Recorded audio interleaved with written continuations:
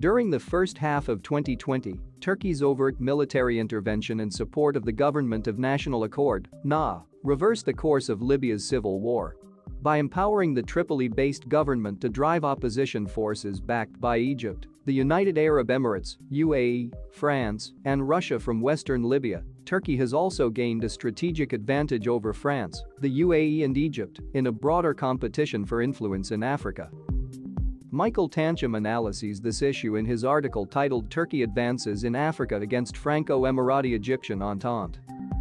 On June 15, 2020, Turkish media disclosed that Turkey has been in discussions with the NA to establish a Turkish naval base in the NA coastal stronghold of Misrata and a Turkish Air Force presence at the recaptured Al-Watiya Air Base, located 27 kilometers from the Tunisian border.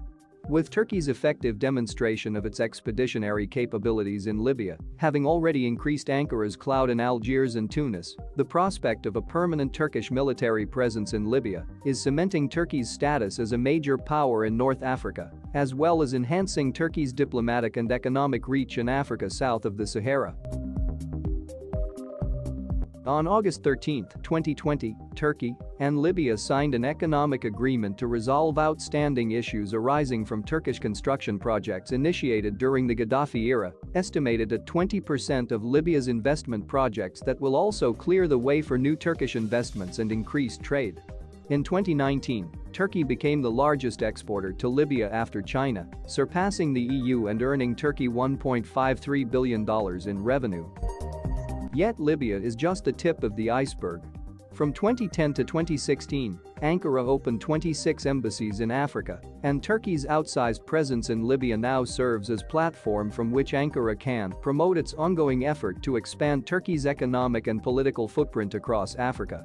1 month into Turkey's game-changing Libya intervention, Turkey's President Erdogan visited Algeria on January 26, 2020 as part of a three-country trip to Africa that included Senegal and Gambia, two of Africa's economic tigers, the former of which hosts one of France's 4 military bases in Africa.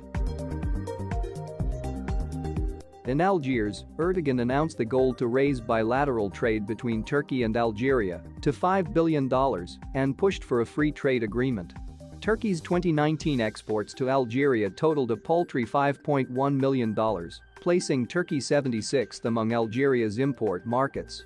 In contrast, France is the largest exporter to Algeria after China, earning Paris $3.8 billion in revenue in 2019. Despite the low trade figure, Turkey has already made strong inroads through $3.5 billion of investments in Algeria, ranking Turkey as one of the country's top foreign investors. While Ankara has also embarked on a parallel effort in neighboring Tunisia, Turkey's effort in Algeria, which borders the key Sahel nations of Mauritania, Mali, and Niger, has greater importance for Turkey's connectivity with the rest of Africa.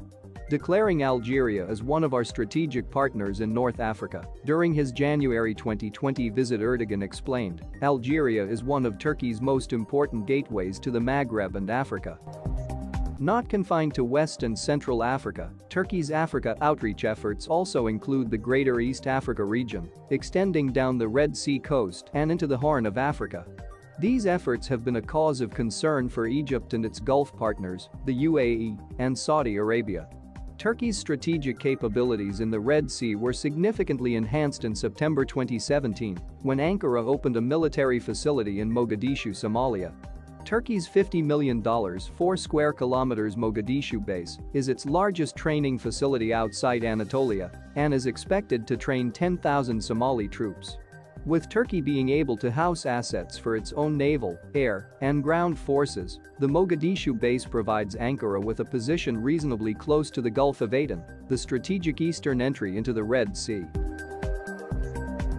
In response to Turkey's expanding footprint in Somalia, the UAE started funding Somalia's semi-autonomous breakaway regions of Somaliland and Puntland, investing $440 million in Somaliland's Berbera port and $336 million in Puntland's Bosaso port. The construction of rival maritime installations has transformed the Horn of Africa into a theater of intense competition between the Turkey, Qatar, and Egypt, Saudi Arabia UAE blocs. In 2018, Turkey was poised to achieve a Red Sea strategic breakthrough with Sudan's agreement to lease its Swakan port to Turkey for 99 years. Turkey had plans to build a dual-use civilian naval facility in Swakan, located only 261 nautical miles across the Red Sea from Saudi Arabia's Jeddah port, causing grave concern in Riyadh and Abu Dhabi. The prospect of a Turkish naval base in Sudan also raised alarm bells in Cairo for fear of Turkey developing a Red Sea naval presence, as well as providing support to Sudan's claims to the Halab Triangle, the disputed border territory now under Egypt's control. After the announcement of Turkey's Swakan acquisition, Egypt sent hundreds of troops to the United Arab Emirates base in Eritrea. Egypt had already been developing a massive 150,000-acre air, sea, and land military complex on the Red Sea at Berenice, 90 kilometers north of the Halab Triangle. Turkey's effort to secure Sudan's Swakan port as dual-use facility was ultimately stymied in April 2019 after the ouster of Sudanese strongman President Omar al-Bashir and a collective pledge of $3 billion to Sudan's new government by the UAE and Saudi Arabia. France may try to push back against Turkey in North Africa by leveraging its formidable resources south of the Maghreb. France maintains a double ring of hard power around Libya and Algeria, an inner ring of operational facilities in Mauritania, Mali, Burkina Faso, Niger and Chad, supported by an outer ring of permanent bases in Senegal, Côte d'Ivoire, and Gabon. When unidentified Rafale jets carried out the July 6, 2020 airstrike on the Watia air base causing significant damage to newly stationed Turkish air defense assets, speculation was raised that one of France's African facilities, such as its air base in Chad, may have been involved in the operation. However, Turkey's recent diplomatic progress in Niger has put a chink in the armor of France's Sahel redoubt.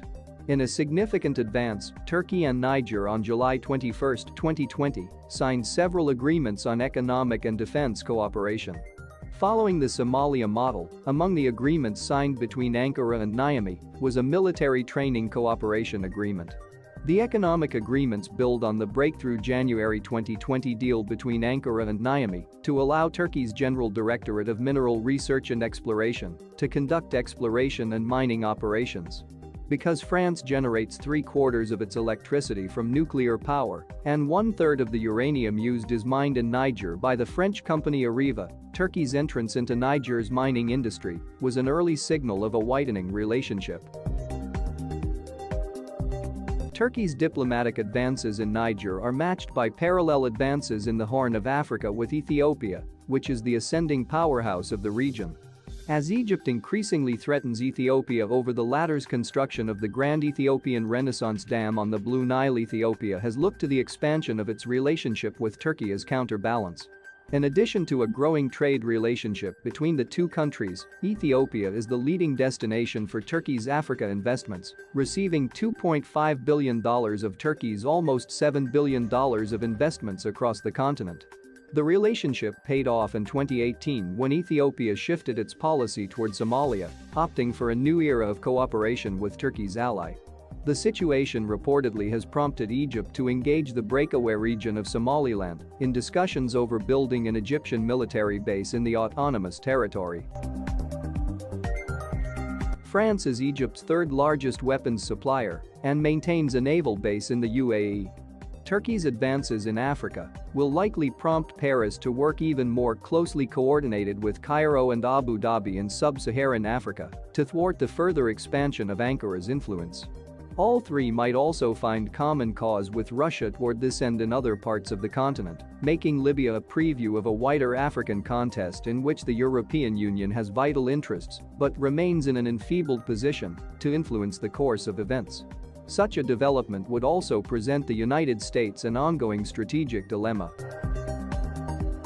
As Ankara advances its activities in Africa, the rivalry between Turkey and the Franco-Emirati Egyptian Entente is set to become entrenched as one of the main drivers of African geopolitics.